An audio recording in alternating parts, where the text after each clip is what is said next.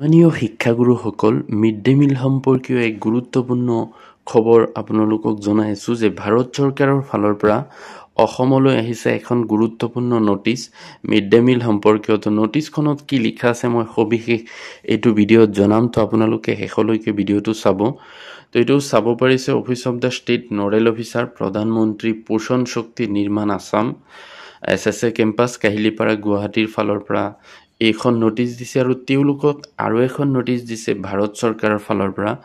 তো এইখনত কি লিখা আছে প্ৰথমতে চাই লওক। এইটো ডক্টৰ ওম প্ৰকাশ ছাৰে পঠিয়াইছে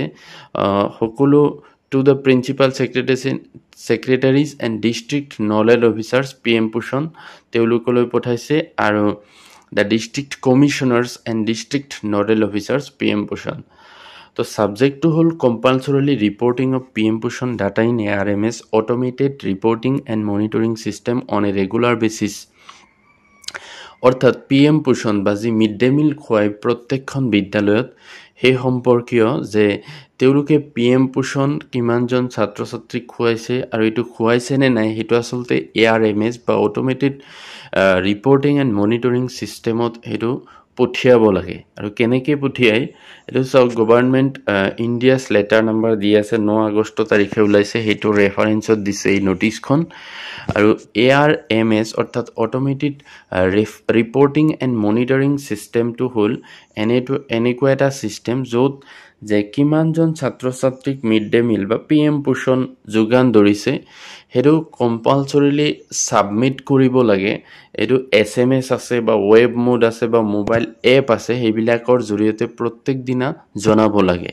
যে কিমানজন ছাত্ৰ ছাত্ৰীক PM পোষণ বা মিড ডে মিলৰ যোগান ধৰা হৈছে। আৰু ভাৰত চৰকাৰে এইটো ষ্ট্ৰিক্টলি এটা নিৰ্দেশনা দিয়া আছে প্ৰত্যেক ৰাজ্যক, যাতে তেওঁলোকে প্ৰত্যেক দিনে 100% স্কুলে PM পোষণৰ যোগান ধৰে আৰু সেইটো ARMSত জনায়। আৰু যদি তেওঁলোকে 100% PM পোষণ যোগান নধৰে তেন্তে চেণ্ট্ৰেলৰ ফালৰ পৰা অৰ্থাৎ কেন্দ্ৰীয় চৰকাৰৰ ফালৰ পৰা যি অনুদান তেওঁলোকে পায় সেইটো ৰিলিজ কৰি দিয়া নহ'ব। গতিকে 100% প্ৰেজেণ্ট দেখুৱাব লাগিব, অৰ্থাৎ প্ৰত্যেকখন বিদ্যালয়ে যাতে PM পোষণৰ যোগান ধৰে আৰু সেইটো SMSৰ জৰিয়তে জনায় তেওঁলোকক। আৰু যদি PM পোষণ সময়মতে যোগান নধৰে তেতিয়াহ'লে বা এই ARMSত তেওঁলোকে যদি SMS যোগে নজনায় তেতিয়া অসমৰ যিবিলাক ধৰক দুখীয়া ছাত্ৰ ছাত্ৰী আছে যিসকলে মানে মিড ডে মিল খায় তেওঁলোকে এই অধিকাৰৰ পৰা আঁতৰি যাব, অৰ্থাৎ তেওঁলোকে এই অধিকাৰটো নাপায় আৰু মিড ডে মিলৰ যি পইচা সেইটো কেন্দ্ৰীয় চৰকাৰে নিদিয়ে। গতিকে কেন্দ্ৰীয় চৰকাৰে বা ভাৰত চৰকাৰে এইটো জনাইছে যে প্ৰত্যেক যিসকল মানে দৰকাৰী ছাত্ৰ ছাত্ৰী আছে, যিসকলৰ মিড ডে মিলৰ দৰকাৰ, তেওঁলোকক যাতে ইয়াৰ পৰা এই অধিকাৰটো খৰ্ব নহয় মিড ডে মিল খোৱাৰ, সেইকাৰণে প্ৰত্যেকখন বিদ্যালয়ে প্ৰত্যেক দিনাই যাতে ARMSত SMS হওক বা মোবাইল এপৰ জৰিয়তে হয় যাতে জনাই দিয়ে। In the above context, district-wise percentage of schools reported daily data in ARMS, আৰু প্ৰত্যেক জিলাৰ অসমৰ প্ৰত্যেক জিলা 7 আগষ্ট তাৰিখৰ পৰা কিমান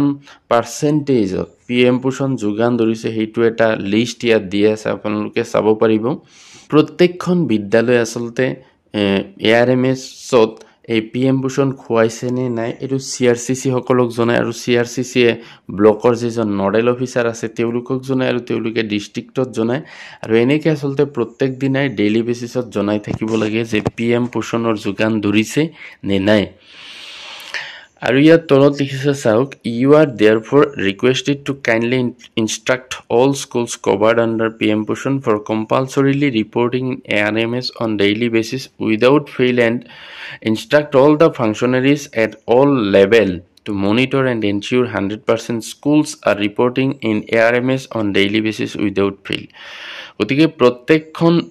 বিদ্যালয়ক এইটো জনাইছে যাতে তেওঁলোকে প্ৰত্যেক দিনাই এই মিড ডে মিলৰ যোগান ধৰে, অৰ্থাৎ যিদিনা দিব লাগে প্ৰত্যেক দিনাই যাতে দিয়ে, কোনো ধৰণৰ অসুবিধা যাতে নহয়, আৰু এইটো CRCC সকলক জনাই দিয়ে। আৰু ব্লকে যেতিয়া ডিষ্ট্ৰিক্ট লেভেল মনিটৰিং কমিটিৰ মিটিং হয় তেতিয়া যাতে তেওঁলোকে এই বস্তুটো উত্থাপন কৰে যে আণ্ডাৰৰ যিমানবিলাক স্কুল আছে সকলোতে PM পোষণ যোগান ধৰা হয় বা মিড ডে মিলৰ যোগান ধৰা হয়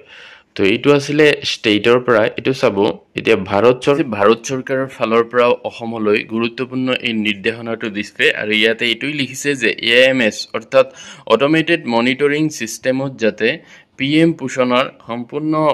ডাটাখিনি দিয়ে অসমৰ পৰা আৰু ইয়াতে এইটো লিখিছে যে অসমত বিশেষকৈ অন্য ৰাজ্যৰ তুলনাত যি অটোমেটেড মনিটৰিং সিস্টেম আছে তাতে PM পোষণ সম্পৰ্কীয় যি ডাটা পঠাব লাগে অৰ্থাৎ ৰিপৰ্ট কৰিব লাগে হেতুৰ পাৰ্সেন্টেজটো একেবাৰে কম অন্যান্য ৰাজ্যৰ তুলনাত ইয়াতে ডেটটো দি আছে চাব 6 আগষ্ট 7 আগষ্ট তাৰিখে একেবাৰে কম আছিল গতিকে তেওলুকৰ ফালৰ পৰাও জনাইছে যাতে অসম ৰাজ্যৰ প্ৰত্যেকখন বিদ্যালয়ে যাতে AMS ত এই PM পোষণ বা মিড ডে মিলৰ যি SMS যোগে জনাব লাগে সেই কাৰ্যটো ডেইলি বেসিছত কৰে তেতিয়াহে তেওলুকে ফান্ডটো ৰিলিজ কৰি দিব অন্যথা হয়তো এটো বন্ধ কৰি দিব গতিকে পাৰিছে ভাৰতৰ বিভিন্ন ৰাজ্যৰ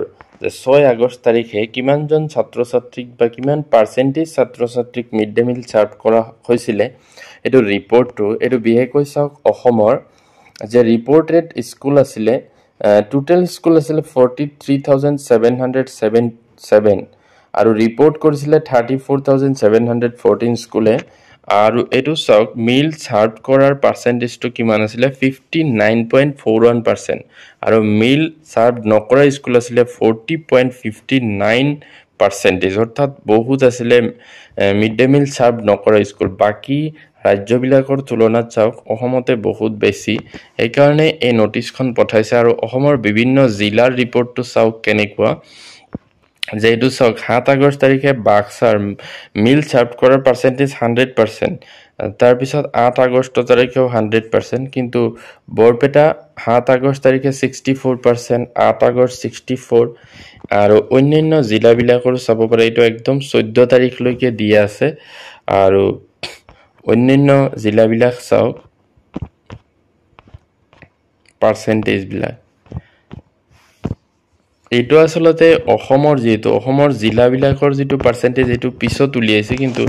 ভাৰতৰ যেটো বিভিন্ন ৰাজ্যৰ হেতু 6 আগষ্ট তাৰিখৰ ভিত্তিত উলোৱা হৈছিল তো এটো চাব পাৰিছে গতিকে এইখিনি আছিল গুৰুত্বপূৰ্ণ ইনফৰমেশন যে